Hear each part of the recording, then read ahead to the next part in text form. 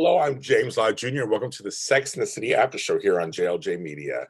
I know originally you guys have been listening and watching the trailer I did a while back, announcing we were going to do this show. I had a co-host and I had all kinds of stuff going on, but some things behind the scenes just happen. It's just life. Things happen, and putting together these shows and podcasts, you just don't wake up and do them. A lot of factors have to come together to actually, before we even get to air, have to come together to make it work. And we couldn't get things to work at this time. So I'm rethinking it. The show it will be a Sex City After show at some point.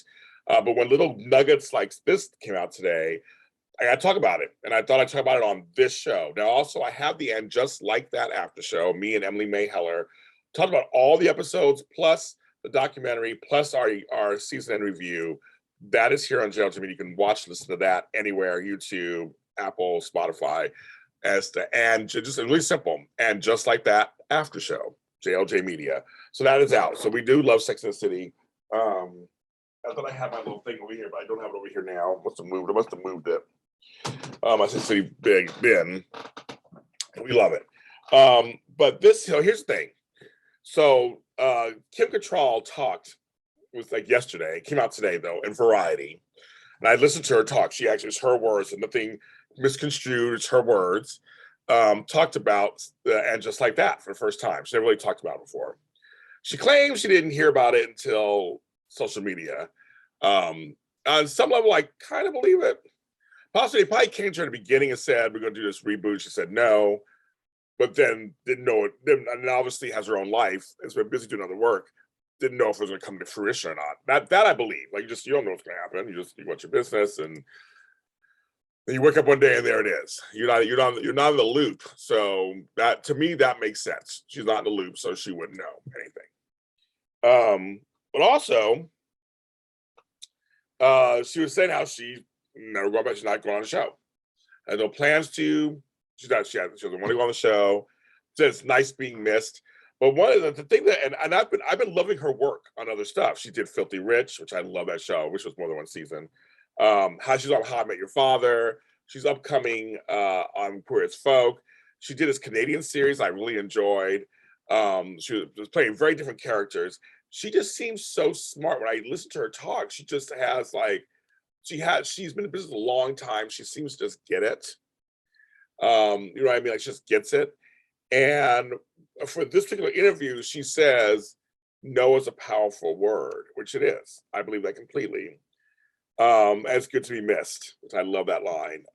I've left popular shows that were in my circle for reasons, and I get it.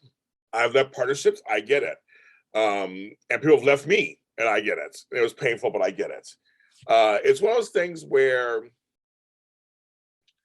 we don't know what's going on behind the scenes. You just don't. And for a lot of people, they see these four iconic women play these four iconic characters on the show for so long, plus the movies. It's hard to blur the line. You view them as those characters. They're not. Just natural to do that. Just natural, because we don't know them personally. Unless you know them personally, you won't know that. You can't tell the difference. I have friends in the business, so I know how they are off camera, and then I see them on camera through a story. But if you don't know them, and all you see is what you see on camera, it happens. It happens to the best of us. I understand her thing about saying no and moving on. And it's like people trying to hold you, which she understands, tries to hold you to this one thing. But like she said, they weren't my friends. They were my colleagues, which there's nothing wrong with that at all. I don't think there's anything wrong with that. We just thought they were Sex and the City off screen. It's sad, even myself, it was sad knowing that it wasn't really true. You hope that they'll all be good friends, and like the girlfriends on Girlfriends, they're all good friends off screen, but they don't hang out together now either. They're busy. This business demands so much of your attention. You can have friends, but you might not talk for weeks or months, sometimes years. But nothing really bad. It's just that you're on your trajectory trying to get things going. Being in this business is hard. You're only as good as your last show, your last this, your last that, your last this, your last that. We're out there people are doing things off camera. You got family, everybody's doing something. health issues, whatever. We're all doing something that is not as easy. And so I think people need to remember that it's not as easy. And I think that's the thing. So everybody has their thing, and I get it. So when she was talking about, it's a chapter in her life, and she did it, and she was done. And she loves the fans, and they love Samantha, but she's just literally moved on. And people, they move on. It's like, we shouldn't, no matter how much we would love it, we shouldn't try and tether an actor to a role. We shouldn't, unless they want to do it. So I respect that from her. I respect her attitude about it. She hasn't trashed anybody. She's not telling any lies or anything. She's not saying, "Oh, she's horrible." Her truth is, I have moved on. I want to play different characters. I'm at a certain age in my life, because she could play Samantha to the fumes run out. She could. She just play that role to the end. But to me, that role is kind of a limited role on some level. That she can only be, she's getting old. She could be sexual still and older. That happens. Grace and Frankie are an example of that. But it's like, I guess you're a good writer. You can write some barriers. But I almost feel like she doesn't need to be back. That's just my opinion. I know people don't like that. It's my opinion. I think I like seeing her on Sex and the City, the way she was, how she was. She was one of the best friends on the show, everyone's on the show. And that's it.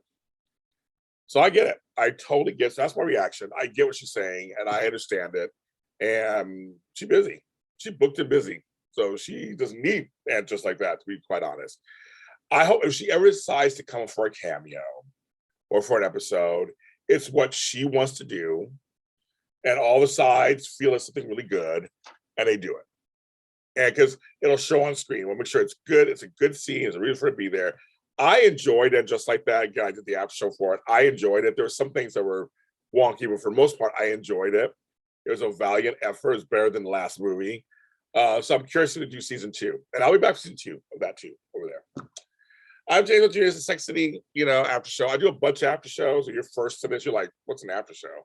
I do Girlfriends. I do Dallas, Falcon Crest, Knots Landing, The Colbys. I do Bold and Beautiful, Young and Restless, General Hospital. I do some for some other shows too. So check out our playlist. We're all over the place. Every streaming service, and then of course on YouTube at JLJ Media. We'll see you next time when some more news comes out. I will let you know and about the future of the show and all of that. Thank you.